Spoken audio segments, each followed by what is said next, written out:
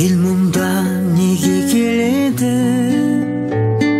Жеткізген әке анасы қалайша қиып береді? Ұлы мен қызын өсірген, күндерден күнге көшірген, қарттардың қайран көз жасы кететін емес есімнен, кететін емес есімнен.